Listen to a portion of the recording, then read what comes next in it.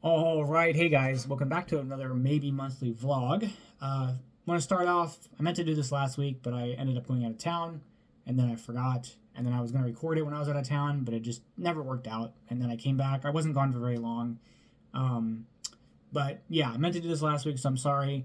I want to thank you guys though for all the positive feedback we've gotten on the Marvel Champions stuff. I'm very excited to continue to play that. And if you didn't catch that video, go check it out. But in that video, I talk about that starting in 2024, I will be doing weekly playthroughs of Marvel Champions on top of weekly playthroughs of Marvel Legendary. So Tuesdays will be Marvel Champions, Fridays will still be Marvel Legendary. As of right now for Marvel Champions, I have everything from cycle 1, 2, 3, 4, and then the boxes for cycle 5 and 6. I don't like the campaign box, I don't have the heroes yet. I just actually got the cycle 4 heroes. They sent me 2 visions by mistake, so I got to figure out what to do with the other vision. I only bought one. They put 2 in the box for some reason. So I had bought the base set and all the cycle 1 and 2 stuff. I got cycle 3 on Saturday and unboxed it and put it away, but I haven't played any of it yet. On Black Friday, I ended up getting Mutant Genesis and the Mad Titan Shadow. These were like $25 a piece, so I was like, I gotta get them. And so then I was like, well, let me buy all of these heroes. So I'll open these eventually. I'm not too much in a rush to open them yet. But to get free shipping, I was like, well, I'm gonna end up buying this anyway. So I bought some of this for motives. So now I just need to get the heroes, the hero packs and the scenario pack for cycle 5 and 6, and then buy all cycle 7, and then I'm caught up. And I'm trying to do that. I was going to do it all before April, when the next campaign comes out, which will clearly do before then. But yeah, and I have like storage and stuff over here, and I can kind of get into that on a different video, maybe in January. But yeah, so just be on the lookout for that. I'm very excited to start playing it. I wanted to use this vlog actually to talk about Marvel Champions versus Marvel Legendary, because that's always an inevitable, I think, talking point or conversation piece. But before we get into that, because that's kind of the bigger thing I wanted to talk about, there's other Marvel Legendary stuff that I'm interested in talking about, and I want you to know what you guys think. So the first thing is this Friday is the first episode of What If, and Marvel Studios is going to be doing an episode every day, all 9 episodes, 1 a day. And if you guys have been following the channel and following my MCU playthroughs, I like to do them about a month after they air. And for What If, I did a playthrough per episode. And so I'm not opposed to doing that again. But I did not know that What If was going to be like I thought every episode was a one-off, and then we figured out it's actually it's a cohesive narrative telling a sort of story that come together at the end. And so I don't know exactly if I want to do one playthrough for the entire season, or if I want to do individual episodes. Part of me really likes individual episodes for each playthrough for episode, because it's like just a really fun combination of stuff. But then it's going to take up basically 9 weeks of playthroughs. So, which is 3 months, 4 months, 2.5 months of playthroughs are going to all be What If. And maybe I double up here and there, but by and large, it's going to be a lot of What If stuff. So let me know what you guys think of that. I could even do it from a thing of like, I do a couple of them here and there, and then kind of as time goes on, we'll fill it out. I don't have to do them all at once. It's really, to me, it doesn't matter, but if you get sick of it, you're going to see it all the time. So I don't know. Let me know what you guys think about that. Echo is actually coming out also in January, so shortly after What If and into next year, we're going to have Echo. And all 5 episodes dropping at once, so we will be doing the Echo playthrough about a month, whatever that Friday a month after January 9th is. So whatever the first Friday after that, which is probably the second Friday of the month, we'll be doing the Echo MC playthrough. We obviously don't have an Echo character, so we have to figure that out. But Daredevil's in it, we know that. Kingpin's in it, we know that. So we can work it out. Maybe put Ronan in there. We can work that out. And then in January, so segue into that, January is supposed to have one of the 2 new upcoming Marvel Legendary sets. 2099 is supposed to release in January, which is allegedly supposed to release right after my birthday, so that's really exciting. But the other set that's supposed to come out, and I have thoughts about this, and I kind of wish I did this yesterday because of the news today, But I have a thought of why we haven't seen anything for Ant-Man and the Wasp. Now, I think the original listing thought it was going to come out at the end of, like, sometime in December, and then, like, Game Nerds has, because that's where I ordered it from, has a tentative date of December 6th. Obviously, it's December 18th as of recording this. You're going to watch it, this is December 19th when this is posted. And it's not out. And we haven't seen a preview or anything like that. And I really wish I would have talked about this last week, but I really wish I would have done this earlier.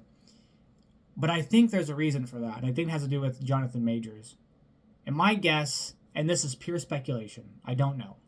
But my guess is that because of what was going on with Jonathan Majors and because of the trial, they were going to wait to see, and I don't mean they as an Upper Deck. I don't know what the agreement Upper Deck has with Disney/Marvel. I don't know who does what. I don't know who's waiting on it. But I'm wondering if because Ant-Man and the Wasp set is going to have Kang in it, and it's going to have other, I mean, Jonathan Majors is going to be on the cards. I mean, it is what it is. I mean, a third of that content is going to have to do with Quantumania, and Jonathan Majors is a huge part of that. And my thought is that they're waiting to see how the trial played out before proceeding with the content they have, because I'm guessing it's probably close to being made, or they're waiting to do it because you don't want to spend all this time producing something for you not to want to sell it because it's got this guy's face on it if he's found guilty. And as of recording this, he's not only found guilty but has been fired by Marvel Studios. Not going to get into the all the rights and wrongs about all that stuff. It's not, I obviously wasn't there, and I'm not having a conversation about that. But just from a perspective of Marvel fired him for it, I don't think they want to push a product out that has his face on it. So that's my guess. We're not going to see that box. Now, could they repurpose it? Could they do something else with it? Sure. But I think the original deluxe box that they were intending, I would be surprised if we got it as it was. Now, who knows? I don't know. Who knows? But that's kind of my speculation on why we haven't seen anything. That's not to say, I mean, in the past, I think we've had sets come out with very little notice. So for all we know, I could get on tomorrow or get on Facebook tomorrow, and they're like, hey, it's coming out on Wednesday. I'm like, okay. But that's just kind of my thought. That's probably why we haven't seen anything. So I think we're going to get 2099 actually before before Ant-Man and the Wasp. I think 2099 probably will come out in January. That's my hope, at least. That's the one I'm more excited for. So, of course, when either one of those comes out, we'll be covering it. And this could be completely unrelated because the Bond expansion was supposed to come out. Originally, the tentative date was August, and we haven't heard anything about that. So there could just be issues. There could be just stuff behind the scenes that I'm completely unaware of. And again, this is all speculation. I have no idea. They could, I don't know. I mean, there have been times where they're like, here's a set, and then 2 weeks later, it feels like here's a set, and then 2 weeks later, here, like, we got a lot of sets from post-COVID pretty quickly. So, for all I know, they got everything to go, and they're just going to boom, boom, boom, and by March or April, we're going to be like, oh, here's all the stuff. So, who knows? I don't know. But that's just kind of my thought. To me, that's what it makes sense to me. If I was Disney/Marvel, and then Upper Deck by extension in this case, I would be cautious about publishing something while that trial is going on. So maybe this is a good reason not to do the movie stuff, because you've got people playing those characters as opposed to just a cartoon character or a fictionalized drawing of a character. Anyway, so we'll see about that. Whatever Marvel Legendary stuff comes up, that's never going to change. We're still going to do that content the same way, so we'll do our unboxings, all that stuff. Champions is going to be a little less. Maybe, depending on how things go, we may start incorporating some bigger, like more content related to Champions. But for now, we're going to knock out playthroughs. I continue to enjoy that stuff, so that's going to be what we're going to see for the foreseeable future for that stuff. But yeah, to talk about the Marvel elephant in the room, Marvel Champions versus Marvel Legendary. Which game is better? Which one should I get? All this other stuff. So the big thing is, and I might have made this analogy. I've made this analogy at least to myself, but I might have made this analogy in the playthrough video.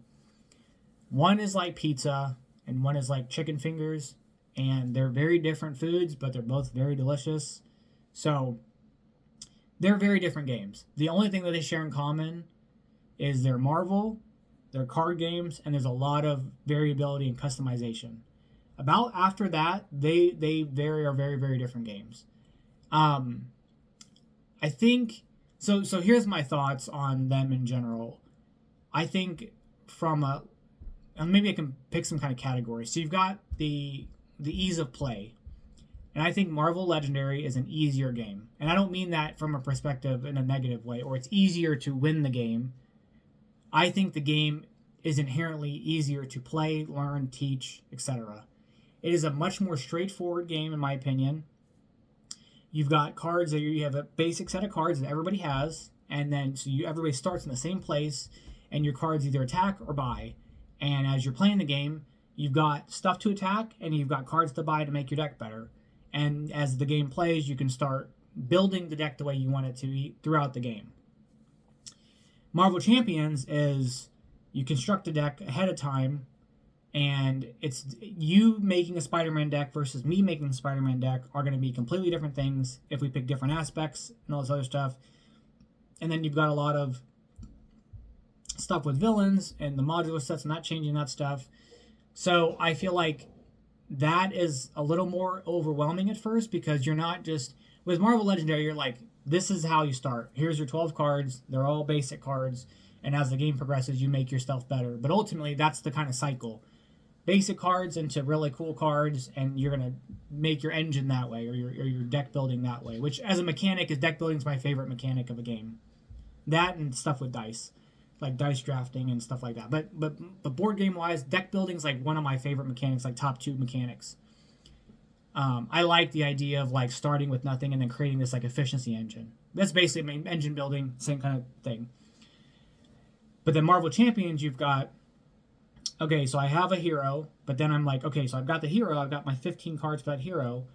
I need to fill out 25 to 35, 25 really, but technically up to 35 more cards, and leadership, justice, aggression, or protection. And you're like, okay, I don't even know what these do or how these work together. And I feel like you could figure it out and you could use the pre-constructed decks, but like they don't, it's just, I think that's hard. That's a bigger barrier for entry. I also think rules-wise, Legendary is a lot more straightforward, and I feel like there are less ambiguities. Now, of course, yes, they're like, well, how did these two things interact? But I think when you get to that point in the game, I think there's so much content that you may never even get to that point in the game. Or it's like really specific use cases of like, oh, this does this, and this mastermind does this thing specifically, but this scheme does this, and one of the villains I had in the scheme does this, and I don't know how these interact. Like, there's something, but I feel like there's a much bigger effort to create a situation that you're like, I don't know what to do here. I don't feel that way in Marvel Champions. I'm like playing my 4th game, and I'm like, hold on. What's the timing of this? And timing is the biggest part. I think timing is the hardest concept for me in that game. They talk about you being a hard thing to distinguish what you is. That seems pretty straightforward to me. There's like a take damage, deal damage thing, which is a little weird. But timing is a little iffy for me. And so my general kind of consensus in any kind of game is to just play to where if I have real, like if I'm really unsure, I will play in a way so that it doesn't benefit me, if that makes sense. Be on the safe side. And I think with enough Marvel Champions, I'll get over that hurdle. But I think I've played the game probably 50-something times now. I've played a ton of it in the past month. But that doesn't mean that like I'm getting everything. And I'm like trying to really like play a character and understand a character. And then I end up with these weird timing things and kind of remembering, oh, you can do this hen and kind of like that. It's just that there's like the villain stuff for Marvel Legendary. Flip over the card, do what the card says. Deal with it. Your turn. That's kind of it. Like it's not, okay, they attack you, then you draw a card from here, and then you have to decide if you want to do this or not, then you resolve this card, this bad card, oh, it does this, and then it's your turn to do your stuff. So that's kind of the thing. It's a little harder, but I do think that Marvel Champions is way more thematic than Marvel Legendary. And the way that I mean that is like, I feel like when I'm playing Kamala Khan or Peter Parker or Scarlet Witch or Captain America or whatever in Marvel Champions, I feel more like that character. And I don't know if it has to do with the fact that I am just that one character and it's like, well, that's what the character does, so that's why. But I also feel like the things that you're doing fit the character, the way that I know that character very well.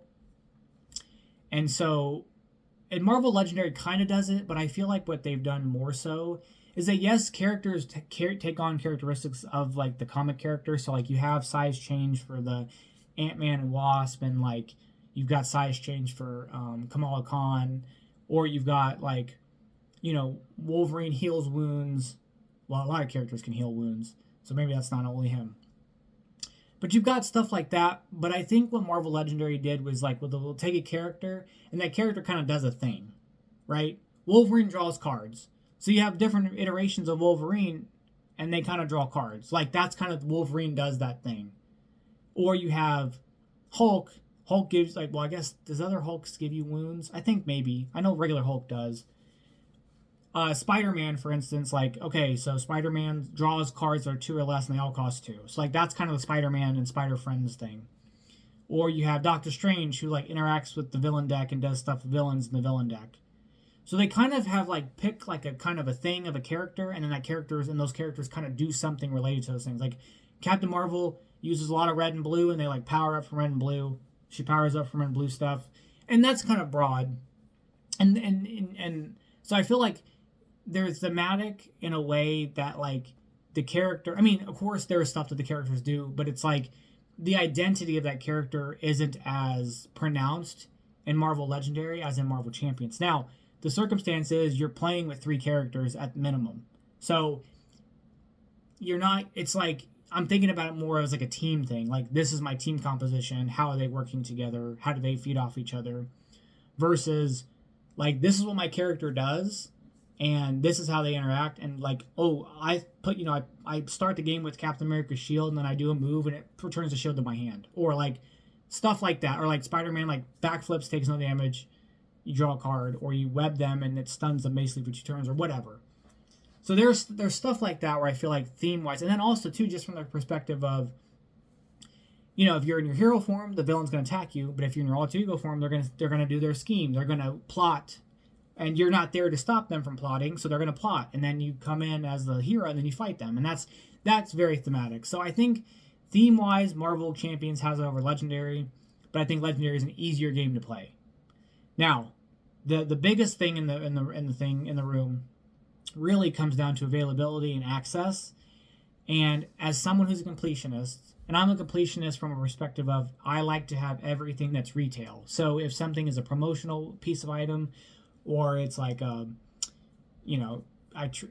it's like a Kickstarter thing that's like if it's a piece of content that changes gameplay, that's where I like to have it. So for Legendary, there's a lot of promos that are just alternate arts or holographics. That doesn't bother me. Like, I don't have it. It's okay. I did get the Stan Lee promo. I mean, I have that card, but I don't have like the Throne's Favorite promo. That doesn't really like it. I don't feel compelled to search that out. If it comes across and I can get it, cool. But otherwise, I'm not super like, I have to have this, that, or whatever.